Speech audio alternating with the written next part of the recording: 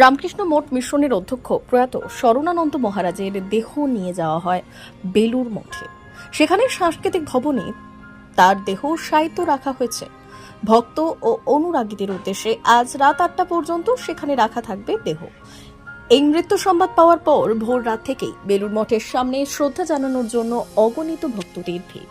বটেই, আমাদের তো আদর্শ তো শ্রীরামকৃষ্ণ, স্বামী বিবেকানন্দ, সারদা দেবী আছেন, কিন্তু চোখের সামনে তো জীবন্ত আদর্শ দেখলে আমরা সবাই অনুপ্রাণিত হই।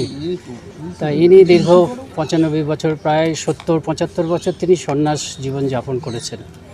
22 বছর বয়সে যোগদান করেছেন। অত্যন্ত নিরহংকারী মানুষ ছিলেন, চিন্তাশীল মানুষ, বহু পড়াশোনা করা মানুষ, অথচ বাইরে কোনো প্রকাশ নেই এবং সবসময় আধ্যাত্মিকভাবে নিমগ্ন। তেমনি অত্যন্ত রসিক মানুষ ছিলেন, খুব সূক্ষ্ম হিউমার তিনি করতে পারতেন, আর ভালোবাসায় একদম ভর্তি, পূর্ণ একেবারে। যেসব সাধু এবং ব্রহ্মচারীরা তা সেবা করতেন, ব্যক্তিগত সেবা করতেন, 4-5 জন সাধু, তারা একদম ভালোবাসায় অভিভূত হয়েছিলেন। তাদের সঙ্গে ওনার একেবারে বাবা সন্তান বললেও বোধহয় ভুল হয়, একেবারে দাদু এবং নাতির যেমন সম্পর্ক থাকে সেরকম। এখন সেই ভালোবাসা বাইরের থেকে বোঝা যেত না। উনি আপাত দৃষ্টিতে যেন একটু গম্ভীর হয়ে বসে আছেন, কিন্তু যারাই এই প্রত্যক্ষ সংস্পর্শে এসেছেন তারা ওই ভালোবাসা অনুভব করেছেন। আর তার থেকেও বড় কথা, আমাদের রামকৃষ্ণ মঠ মিশনের সন্ন্যাসীদের একটা বৈশিষ্ট্য হচ্ছে তারা কখনো আধ্যাত্মিক অনুভূতির কথা কিছু বলেন না, প্রকাশ্যে বলেন না, কিন্তু মাঝে মাঝে যারা এই আধ্যাত্মিক প্রশ্ন নিয়ে গেছেন তারা তার কাছে সেই প্রশ্ন করেছেন, অথবা মনে মনেই তাদের মধ্যে সেই প্রশ্নটি রয়েছে। উনি দেখা গেছে অদ্ভুতভাবে সেই প্রশ্নের উত্তর দিয়েছেন এবং তাদেরকে পরিচালনা করেছেন। আধ্যাত্মিক জীবনটা তো একা চলতে হয়, সেখানে অনেক সংশয় আসে, অনেক গাইডেন্স দরকার হয়। তা সেই সব ক্ষেত্রে তিনি কিন্তু নির্ভুলভাবে গাইডেন্স দিতেন। আর আমাদের যে ট্রাস্টি বোর্ড আছেন, যারা আর কি পরিচালন মণ্ডলী, তিনি তো তার প্রেসিডেন্ট ছিলেন এবং তিনি কিন্তু সেখানে যে থাকতেন, আমাদের যখন মিটিং হতো, গুরুত্বপূর্ণ বিষয় নিয়েই সেই মিটিংগুলো হয়। তিনি যে খুব বেশি কথা বলতেন তা নয়, কিন্তু যখন প্রয়োজন আমরা সবাই মিলে কোনো সিদ্ধান্তে উপস্থিত হতে পারছি না, তখন তিনি যে 1-2-1 কথা, সবসময় তিনি অল্প কথা বলতেন, 1-2-1 কথায় তিনি যে সিদ্ধান্তটি দিতেন, আমরা প্রত্যেকে অনুভব করতাম যে সেটি একমাত্র নির্ভুল সিদ্ধান্ত, যেটা আমরা ঠিক উপস্থিত হতে পারছিলাম না। তা গ্রেট লস যেটা বলছেন, অপরিণীয় ক্ষতি, এই অর্থেই যে জীবন্ত আদর্শ, আমাদের চিরন্তন আদর্শ শ্রীরামকৃষ্ণ, সারদা দেবী, স্বামী বিবেকানন্দ আছেনই, কিন্তু জীবন্ত আদর্শ তো আমাদের দরকার। সেই একটি জীবন্ত আদর্শ চলে গেল, কিন্তু আবার আমরা এই দেখেছি যে একটা অদ্ভুত ব্যাপার, শ্রীরামকৃষ্ণ খেলাতে পরবর্তীকালেও যারা আসেন ধীরে ধীরে তাদের মধ্যে আমরা দেখি যে বিরাট আধ্যাত্মিক শক্তির আবির্ভাব হয়েছে। কাজেই আমাদের সংঘ চলতেই থাকেন, আমাদের এই আধ্যাত্মিক নেতার অভাব হয় না।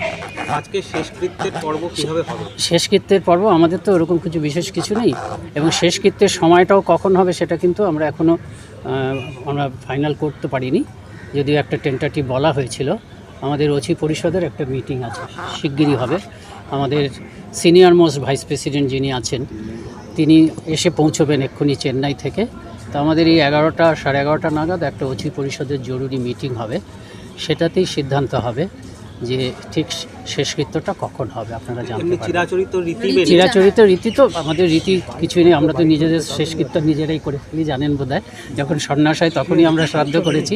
শেষকৃত্য হচ্ছে যা হয়, সময়ত সাধুরা তারা মহারাজের দেহটাকে নিয়ে যাবেন এবং বেদপাঠ করতে করতে, বেদধ্বনি করতে করতে শ্রীরামকৃষ্ণের মন্দির, তারপরে স্বামীজির ঘর, রাজা মহারাজ স্বামী ব্রহ্মানন্দজির মন্দির, মায়ের মন্দির, ওই ঘাটে আসা হবে। তারপরে ওই ঘাটে যে গঙ্গাতে স্নান করানো হবে, সেখানে ওই শরীরকে আরতি করা হবে। কারণ আমরা মনে করি যে শরীরে ভগবান লাভ হয়েছে সেই শরীরটাও পবিত্র, শ্রীরামকৃষ্ণ বলেছেন। কাজেই সে আরতি করা হবে, তারপরে এইখানে এই অগ্নিকৃত্য। সবসময় রামকৃষ্ণ মিশনের গুরুত্ব আমরা আমাদের ভারতে এবং পৃথিবীতে সমাজ সেবার ক্ষেত্রে, সেবামূলক কাজের ক্ষেত্রে এটা অনস্বীকার্য, কেউ অস্বীকার করতে পারবেন না। আমরাও দেখেছি যে বিভিন্ন সময় এই প্রতিষ্ঠানের যারা কর্ণধার থেকেছেন তাদের যে ভূমিকা থাকে সেটা সবসময়ই উল্লেখযোগ্য, স্মরণযোগ্য। সেই অর্থে স্বামী স্মরণানন্দের এই জীবনাবসান আমাদের সকলের ক্ষেত্রে একটা ক্ষতি, সমাজের ক্ষেত্রে ক্ষতি। আজকে যখন আত্মকেন্দ্রিকতা সব কিছুকে গ্রাস করে নিচ্ছে, সেই জায়গায় দাঁড়িয়ে এই রকম মানুষ যারা ত্যাগ করেন তাদের ক্ষেত্রে তাদের মৃত্যু আমাদের সবার ক্ষতি। তার জন্য আমি তার স্মৃতির প্রতি শ্রদ্ধা জানাচ্ছি, তার অনুগামী তাদের প্রতি আমার সমবেদনা জানাচ্ছি, এবং তারা নিশ্চিতভাবেই তার যে অপূর্ণ কাজ সেই কাজকে সমাপ্ত করবেন এবং রামকৃষ্ণ মিশনের যে দেখানো রাস্তা, স্বামী বিবেকানন্দের যে আদর্শ, সেটাকে নিয়ে তারা কাজ করবেন এই আশা করব।